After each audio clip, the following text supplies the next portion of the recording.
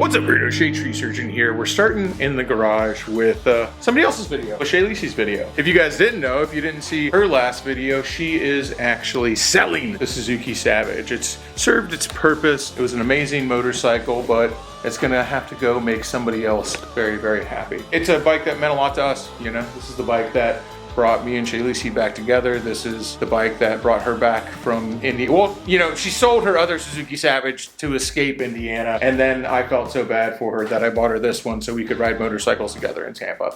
Anyway, a lot of history on this bike, but time to clean it up, time to fix it up, and time for somebody else to make some magic on it. Feel as good as we did. That's a challenge. If you can feel as good as we did, teach me how, because this one made a lot of memories, all right?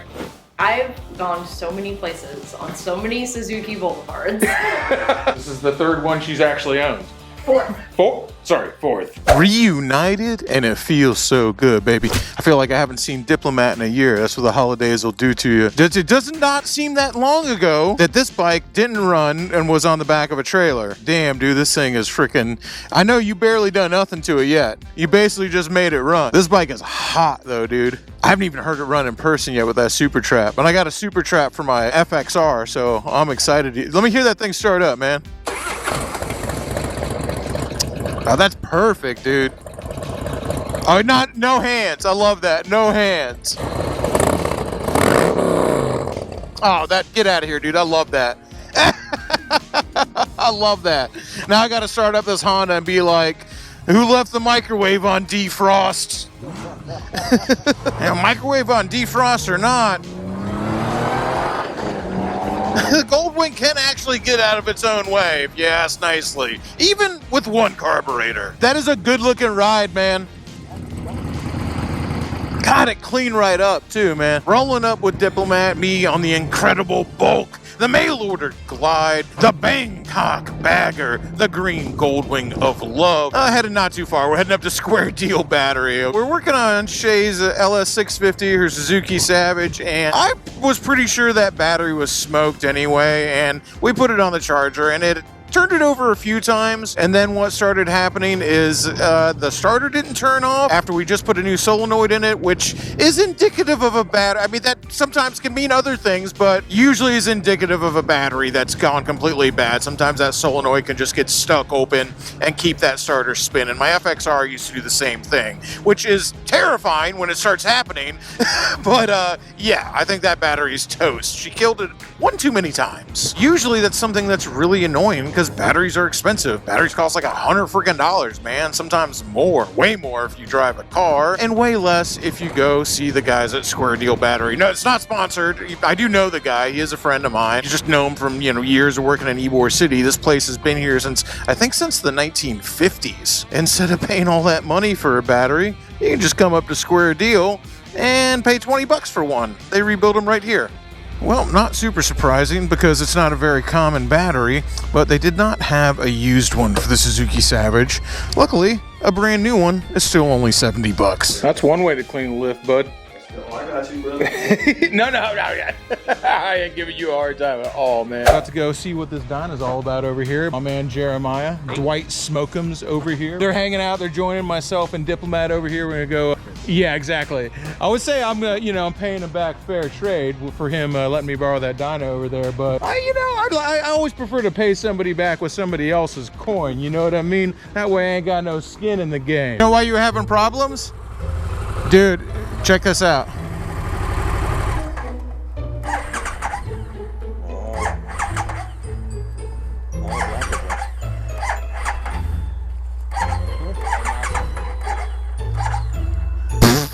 That motherfucker ain't gonna start now. Damn, you just had it running too. I was like, oh, I'm gonna show you. It's like it fucking just starts itself.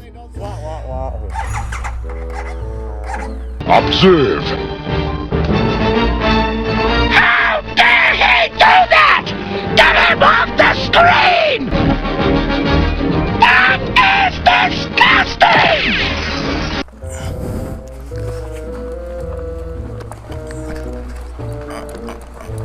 All right. All right. Okay, now that Blockhead Sportster's right. How rude of Blockhead. These bikes he gives us are just like falling apart. They don't run right. Blockhead, it's past time he took some accountability for his actions. It's just egregious irresponsibility. I'm trying to let my friend borrow Blockhead's bike so I can borrow his bike. I'm trying to trade Blockhead's bike for somebody, and we can barely get the thing to run. Baby, this thing's got a beat. I can dance to it. Might even be enough to make her forget Blockhead's egregious irresponsibility in giving me a bike to trade for this bike that didn't even start after I didn't put it on the battery tender for weeks.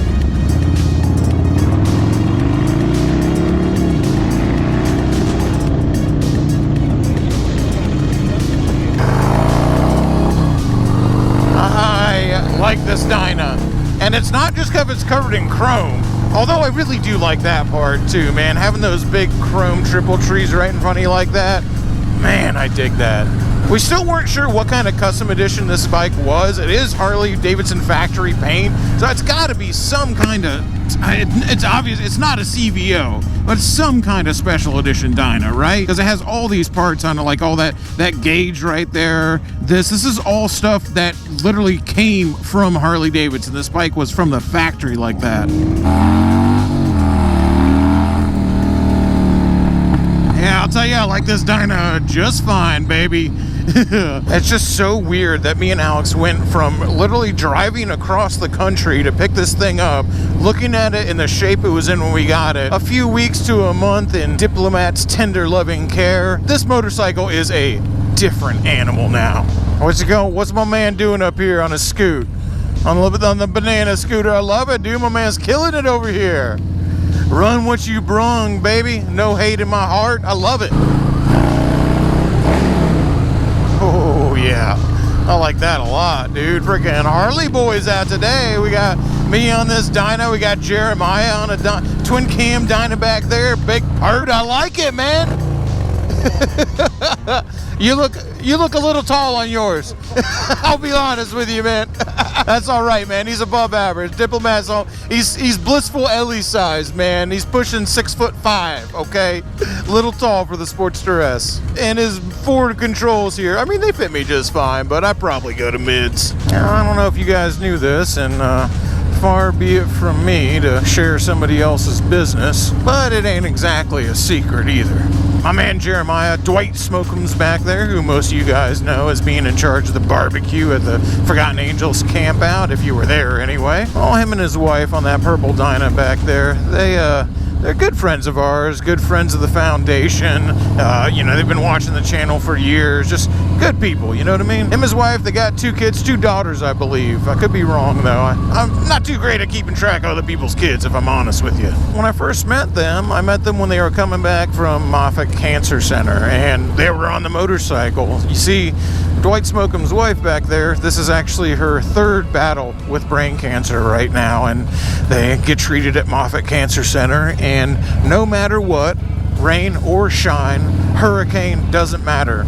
Every single cancer treatment that he's ever taken her to or she's ever been to, they ride his motorcycle there. I just remembered how I met Jeremiah. It was through Jared Weems' Bible group. I don't go to Bible group, trust me, although I do respect all my friends' religions, but that's how we met Jeremiah. All right, I mean, I prefer calling them Dwight Smokeham's. I think that sounds cooler than Jeremiah. Yeah, I don't know, man.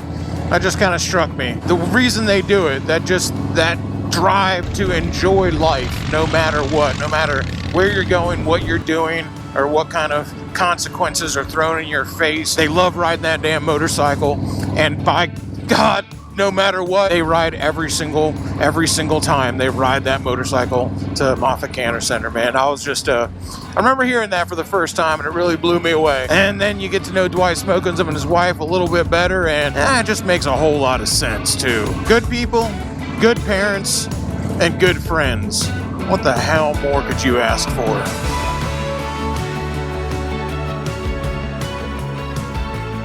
That's right. It's not possible. No, it is. You know what? Live in each one. I don't mind looking at the houses either, because guess what? Dreaming is free. That's right. You can't ruin it with that, like, we'll never be able to live here. You just gotta... Come on, man. Yeah, I'll be looking at girls all the time, man. I'll be looking at girls with X-ray vision, okay? I don't want to ruin that dream saying it ain't ever going to happen.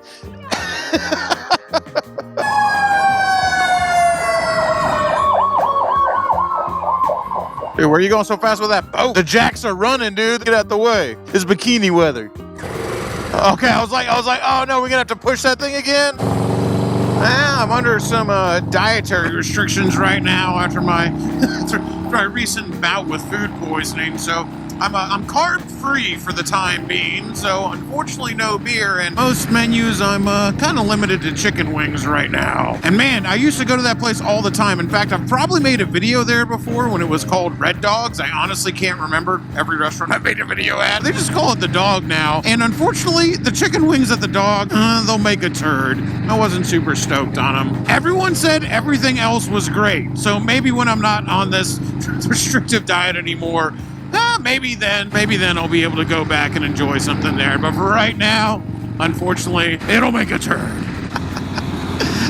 Yeah, just a little. Even with forward controls, baby. Even with forward controls, he's just a little too tall for that Sportster S.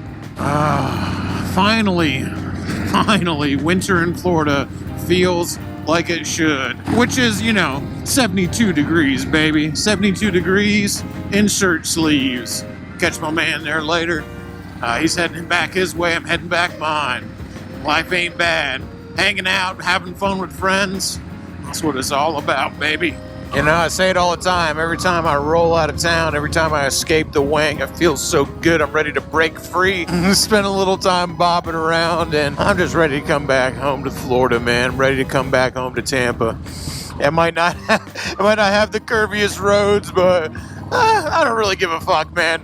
I don't understand that. People are like, those aren't curvy roads. These are curvy roads. Like, man, I've been all over America at this point. I really don't give a fuck. I love it here. I just like riding a motorcycle, man. I ain't got to be like scraping knee around a corner every time I go out. Dude, even if this motorcycle only went 20 miles an hour, I'd still be out riding it every day. Life just feels a little bit better when you got a motorcycle underneath you. Just a little bit better no matter where you're at. So if you're feeling down, it'll make you feel good. And if you're feeling high, baby, now you're above the clouds. All right, it's the next day, and I guess the cat's out of the bag. Was never a secret anyway, but Shaylisi, while she's got her broken arm, is gonna build a chopper. You can still turn wrenches, sort of. We kind of figured that out the other day, if you have a little bit of electrical power. She's only going to be in that splint for 8 weeks, and it's going to take a lot longer than 8 weeks to build a chopper, but that's why she's fixing up Suzuki, which is actually fixed up. It's not fixing up anymore. It's just ready now. Yeah, it's just ready now. That's why the Suzuki is getting sold. Sad as we are to see it go with how many memories we have on that motorcycle. But it's for a good cause, man. You want to build a shovel head chopper, you got to break a few eggs. You're also probably going to break your head against the wall in frustration more than a few times as well. Sacrifices must be made to the motorcycle gods. So I've already been keeping an eye out, mainly for a shovel head engine, because selling the Suzuki for what we want for it, which is $3,000, which I think is an incredibly fair price, that's not shovel head money, that's shovel head engine money. So I've been keeping an eye out for a shovel head engine just here and there. They go really fast when they come up, so I've been looking that seriously. Something came up today that looked like a deal that was too good to be true. That was the same price as most of the shovel head engine only that I've been looking at. So we might really need to sell that Suzuki quick, because we're about to go look at something that we haven't even made the money for yet. We really weren't planning on looking at anything until she had that thing sold, because we really can't afford this. But when a deal like this comes up, I know we're selling the bike anyway. I at least got to go look at it, because it's one of those things. It's probably too good to be true, but sometimes things that are too good to be true, sometimes they're just freaking true, man.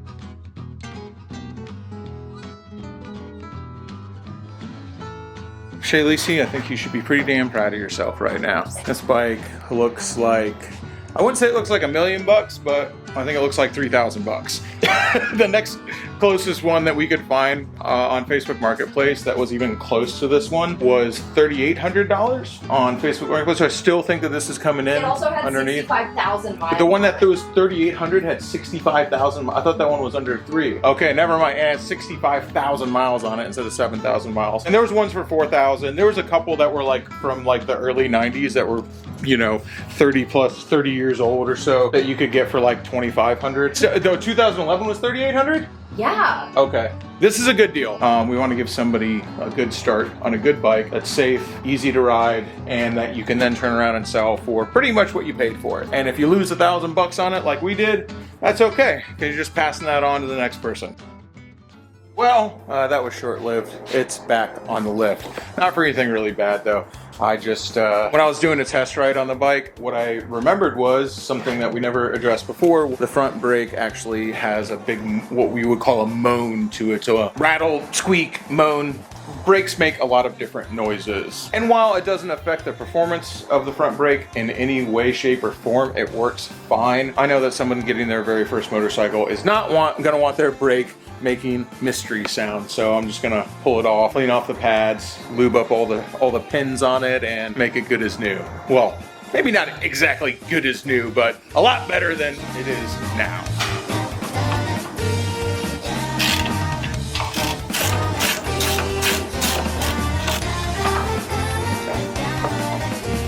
Pads look like I got plenty of life left. I'm just gonna go ahead and clean everything up. Yeah, so these guys definitely needed some cleaning. There's almost no grease on them at all. Sometimes you actually use brake clean to clean brakes. I mean, I use it to clean pretty much everything, but it always gives me that little thrill, that little tickle to actually use it to clean brakes. But let's go ahead and give the same treatment to these pads. I don't think the pin has a whole lot to do with any kind of rattle or squeak or anything like that. And I don't think anyone ever calls you to actually lube this, but I always do anyway. I mean, the brakes still have to slide up and down on this pin, so it just makes sense to keep it lubed to me. Now, I'm not gonna rebuild this caliper, but I am gonna go ahead and clean it up. It still moves freely, but it doesn't hurt to clean all this gunk off of it, seeing as I have it apart anyway.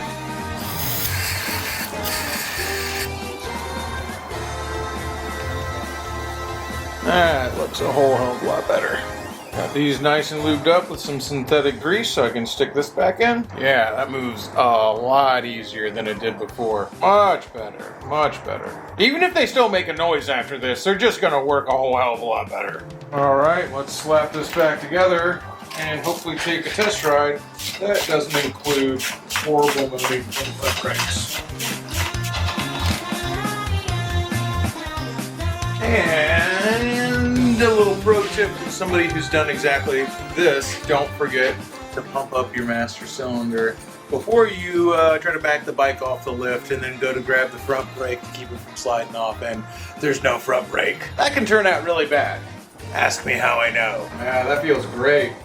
Got just a little bit of hesitation in here, and I don't know if this is the right thing to do, but what I always do is like kind of get these kind of bound up, and everyone thinks that they're, oh, my master cylinder needs to be rebuilt because it gets like sticky and cruddy in here. All I do is I squirt a little bit of chain lube in there, because what happens is the piston out here just gets a little crud on it and it gets kind of sticky.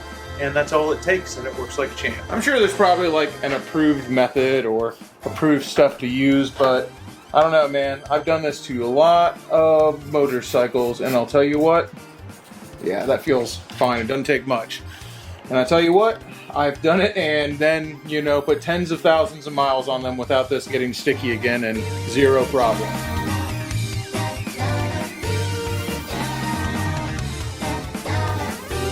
Well, after a little putt around the block, the brakes are absolutely perfect. They feel better than they ever have, and they don't make a single noise. Success!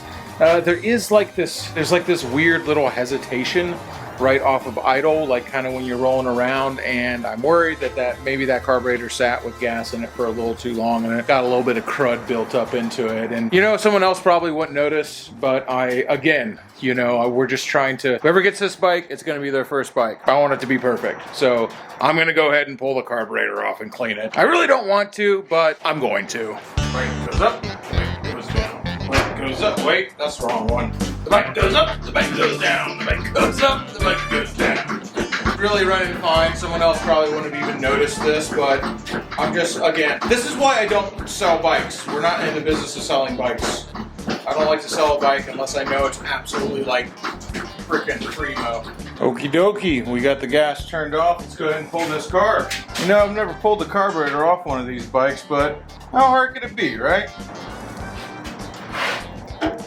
That gas is supposed to be turned off. I mean, it's also a vacuum petcock, so does it actually want it to be on? Oh, that's kind of neat. I guess it doesn't have an off, but it has a setting where it doesn't use the vacuum operation, which is kind of neat. So if your vacuum valve dies in this or something happens where you can't use the vacuum operated petcock, you can turn it so it just flows like a normal petcock.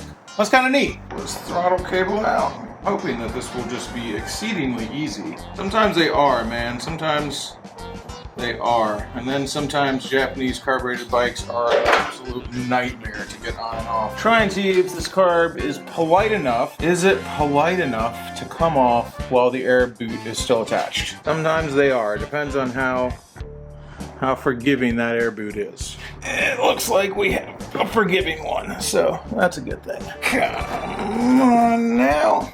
Okay, baby. Now, will it come out this way? Don't do that to me. Don't tell me it's gotta literally go out the other way. Nah, come on. It'll come out this way. Yeah, come on. You want to be out of there, don't you? Don't you want a nice bath? There we go. All right. And we got a carburetor. Just start by pulling this float bowl off. Usually when you got that crud from the corn gas, it's usually pretty obvious in there. You'll see like these kind of, you'll see kind of like a varnish, almost like syrup or something. And I've even had like, when it's really sat for a long time, it turns like kind of white and flaky even. It don't want to come off, does it?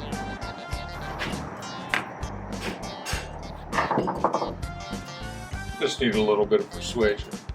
Oh yeah, that is classic gas been sitting in the float bowl right there. See how brown it looks? That's why we're getting that little hesitation. I'm sure inside those jets, we've probably got the same thing going on. You can even see on these floats, kind of that white flaky shit I was telling you about.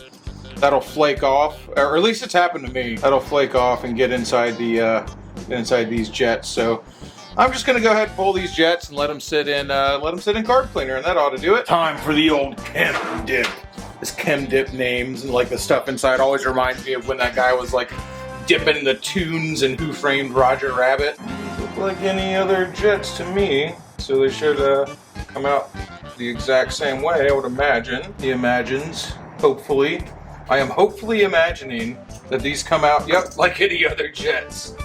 Yeah, this one especially, you can tell, is really fucked up. Really, really just gross here on the end. I don't know if that's gonna focus on my fingers or not, but you can see how nasty, full of varnish that is. That's not good. Well, that's what happens when you let bikes sit. I feel like I'm lowering the tunes in the shoe bit by bit.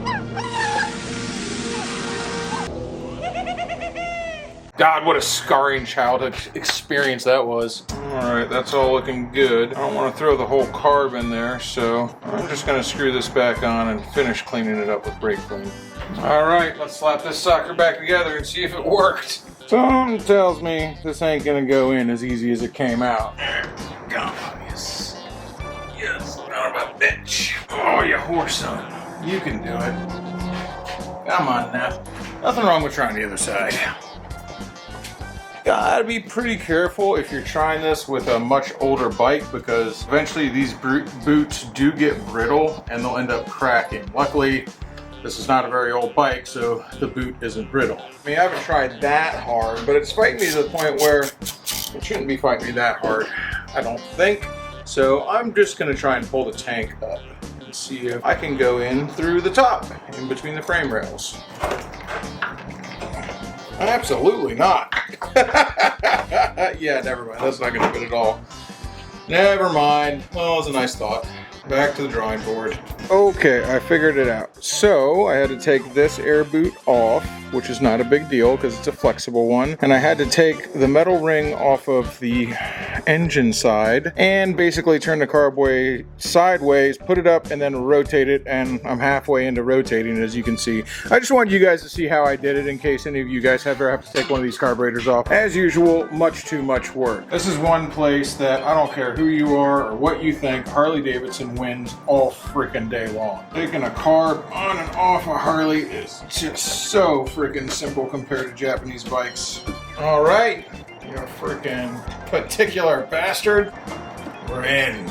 Very lucky that this is flexible. If it wasn't, I would not have been able to do this way. I would have cracked this boot immediately. If this was a bike from the 70s, most likely. In fact, cracked intake boots is a very common problem on old bikes from the 70s. One side on, and the other. 650 cc's of pure power. You know what? That freaking piston is probably like that big around, dude.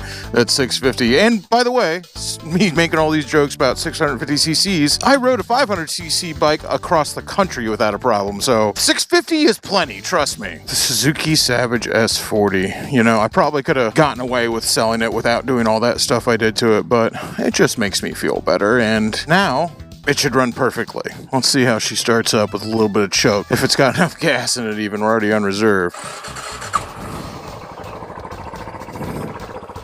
Starts right up, baby. Why wouldn't it? I like that they made the choke really easy to get to on this, man. Some bikes, do you try to turn the choke off while you're riding around, it's a freaking pain in the butt. First things first, let's christen the old Savage with a little bit of juice from the stab and grab. Oh, if it wasn't running perfectly before, this ought to do the trick. Shade Tree Guarantee, baby. Every bike sold with a full tank of juice from the stab and grab. In fact, it costs extra if you don't want stab and grab gas in it. My man. You ain't gonna break any records on this thing, but tell you, the 650 Savage, it makes plenty of power, dude. Plenty of power for beginner. It's the big 650, it's got enough torque that you can really just lug it around. So for a lot of people who are definitely very ginger on the throttle, it really helps them as a first bike to learn on, as opposed to a lot of other small beginner bikes. Kind of the cool thing about it too is it's still got enough room to grow into it a little bit. Oh man, I'm still getting some moaning out of that front brake. I just gotta imagine at this point, since I've greased everything up, that it just needs new pads. So I'm gonna go ahead and get some Buddy Bezos pads in the mail and throw those on there before the new owner takes it. The braking is not affected. It brakes amazing right now. That noise is not pleasant to listen to, and you want to have a good time on a motorcycle. Like I was saying though, it leaves a little bit of room to grow without being anything you would consider dangerous. Like anybody could start on this bike. It's not one of those things where like, oh, it's a 650, so you really, like, if you're gonna start on it, you really got to be careful. Like, no. This is a beginner bike. It just is a beginner bike that has a little bit of room to grow, and a little bit of room to grow in the custom scene too. People make really cool bobbers and choppers and brat bikes and flat trackers. Like I've seen pretty much anything you can imagine. People have definitely built it out of this little bike. I think Blue Collar Bobbers even sells like an entire kit for it. Let's go ahead and take the shortcut. It's also kind of cool. I mean, it feels small enough to just like jump on sidewalks like it was a Grom or something like that. Which is again why it's such a cool beginner bike, is it's so freaking light. The seat height is so low to the ground. I can pick up the ass end of the bike with one hand. Literally grab the sissy bar, pick up the ass end of the bike and move it around. Quick stop at the Publix with my special shade tree parking over here.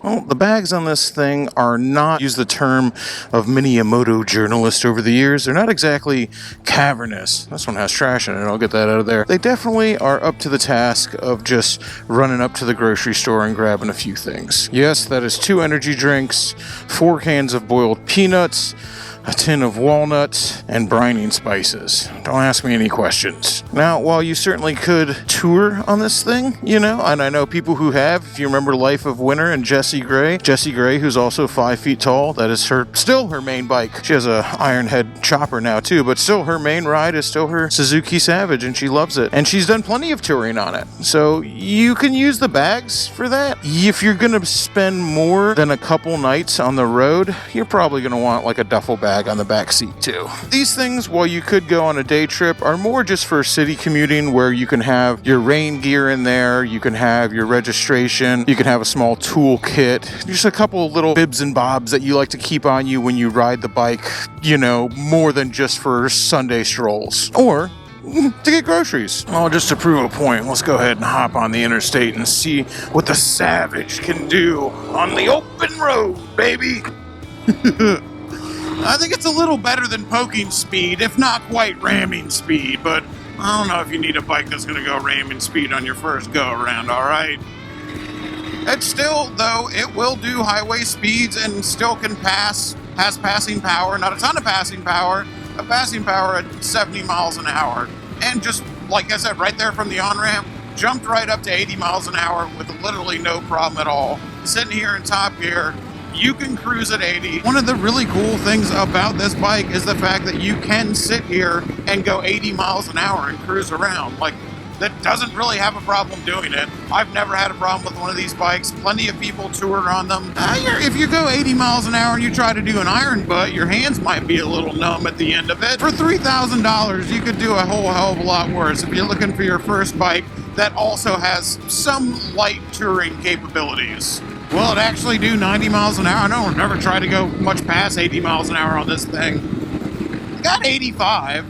I think 85 might be all it'll do with my fat ass on it. Maybe this downhill we might kiss 90 mile an hour. Will it do 90? Baby, there you go. 90 miles an hour. It'll do 80 miles an hour 2 up. That's with me and Shay Lisi on this thing. We've done 80 miles an hour. Like, I don't know, man. There's definitely, the Suzuki Savage 650 has its quirks, that's for sure, but it is a damn solid beginner bike, and not so bad of an intermediate bike on top of that. I don't know, I'm feeling pretty good about this. It makes me happy to put some work into a bike, make it run right, and even though those brake pads are still moaning, I'm just going to go ahead and throw new ones on it. They still had life left in them, but it probably needs new rattle clips, it needs new pads. I'm just going to go ahead and replace all that crap. Again, every dollar I put in this is a dollar I'm not getting back, but I don't know, man. It's not a whole lot of money, and I'm going to sleep a lot better at night knowing that I did all the right things for this bike. So whoever gets it after me is going to have a good bike that they can rely on, and it's safe, and also, you know, you take pride in it. Yeah, I fuck around a lot, and I mess around a lot, but in some areas, I know what I'm doing. When I don't know what I'm doing, I will say so. I am not afraid to shout it from the mountains when I don't know what I'm doing. Now, that doesn't mean I'm not still going to give it a whirl, but I'll be very vocal about it. When it comes to basic maintenance like this and making sure things are tip-top and doing something simple like, you know, cleaning or rebuilding a carburetor, like that is for me easy stuff. You know, for someone else who doesn't do that stuff, it might not appear easy, but I just practice it a few times and it'll be just literally like the same as clipping your fingernails. It'll be so easy for you. Stuff like the oil change, air filter, brake maintenance, carburetor maintenance. It's really fun, and part of the joy of owning a motorcycle, I think, is those little tiny bits of maintenance that you do to it that make it so you can ride it around. The joy of doing that, it just magnifies. It's a magnifier for the pleasure that you get out of riding a motorcycle. I don't think you're going to be dragging me on the Circuit of Americas, but it does handle just fine.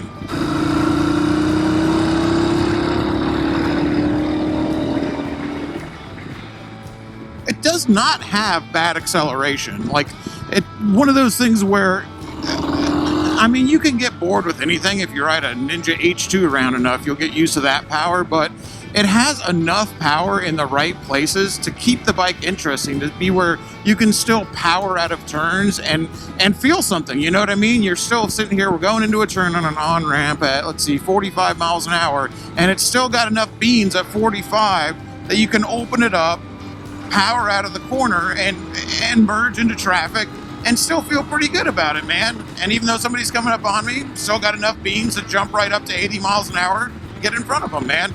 And so that is to me, that's a beginner rider safety feature, not too much power for a beginner. So I don't think it's got enough power that you're going to really get in trouble, but it's got enough power that you're not going to be lacking when you jump on an on-ramp and you're a beginner and maybe you're a little hesitant about where to jump into the traffic pattern. But that's just my opinion. There's a lot of different philosophies on it. I definitely just wanted to put, like, some good 80-mile-an-hour miles on this thing to make sure I'm really passing along something that's going to be okay for someone. Now, obviously you can't guarantee a motorcycle for life. They're motorcycles, but I want to do the best I can. It's a little bit melancholy letting it go.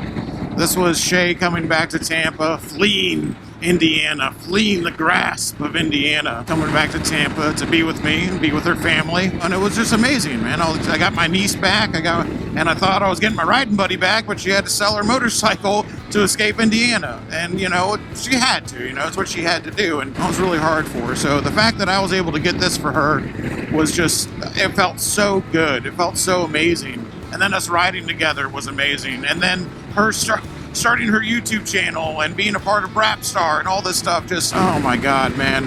I hope whoever gets this motorcycle after us, I hope it's able to create as many amazing memories for you as it did for us. That would just make my freaking day. If you're interested in this thing, either hit me up on Instagram is where you'll get the best response, Instagram or email. But for the fastest and best response, hit up Finally Cool on Instagram. Finally Cool has been the one who's been helping us out. He's the one you'll get the best response from. So if you hit up Finally Cool on Instagram, you can try Shay Lisi too. But once again, I am the worst about checking my messages. You can try to message me, but stands to reason whoever messages Finally Cool first about buying this bike, you're probably going to be the one who gets it. And from a bike that's for sale to a bike that's sold. Sad to see it go, though. And I really wanted to buy this bike. It just wasn't in the cards for me right now, and that's all right. I gotta get it through my thick skull that I can't own every single bike. I'll settle for most of them. Sad to see it go for so many different reasons. One, because I wanted it, and two, we're saying goodbye to Madam Hexa. It's real. I'm riding her motorcycle over to its new owner. That really makes it real. Well, at least I get a nice little ride for its last ride. As promised in the video, I said if you buy this bike and you want me to personally drop it off, I will. So we're heading out to Lakeland, and I am personally dropping off this bike, which I don't mind anyway, because I want to meet the new owner, take a picture with him, make sure I follow his Instagram and stuff like that. And I don't know, man. I just, you like to know where bikes that are in your life, you like to know where they end up, or at least I do. I kind of had this weird little fantasy, like, oh man, no one's gonna buy it, and oh, maybe then I'll have to buy it because it's got to get sold because Madam Hexa's moving to Germany. Oh no, I'll have to buy it, and yeah, that didn't happen. For $6,500 for this bike for a 2005 Heritage is 23,000 miles. It's almost $2,000 under Blue Book.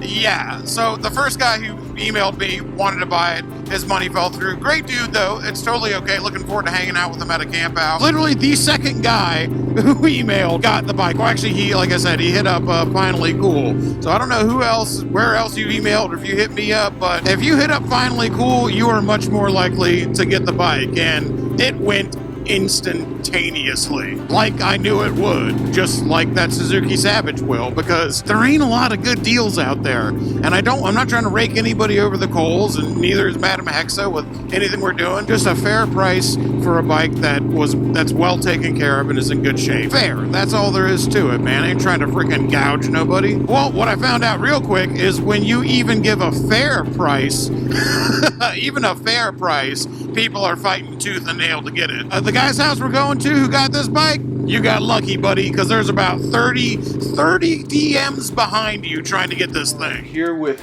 the final, well, maybe not the final owner. It is a Harley. It is an heirloom bike. The next owner, at least, the next owner of Madam Hexa's. Do you already have a name for it? Not yet. We got the mint green mobility machine over here. We got a BM and bagger. The Berlin bagger, dude. I love it. And of course, a VN 1500, which is man after my own heart because I love those Kawasaki Vulcans, man. I put over 100,000 miles on one. Dude, that's a wrap. That's a deal. I'm glad it's staying local down here so we can all ride together and have a good time. Like I said, man, people ask me to sell shit for them all the time. The reason I don't sell shit for people is because they're asking me to sell it because they're asking more than it's really worth. But if you got something that's a fair price and a good honest deal for a good honest person, that's something I can get behind.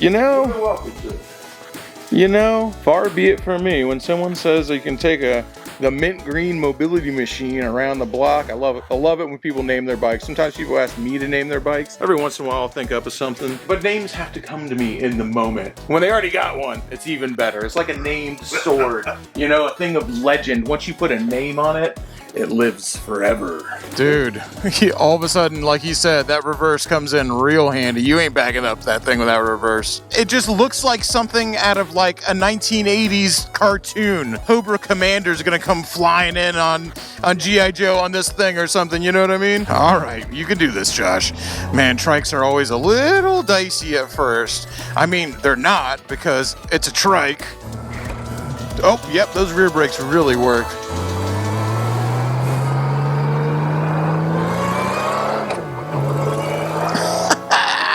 Oh my God.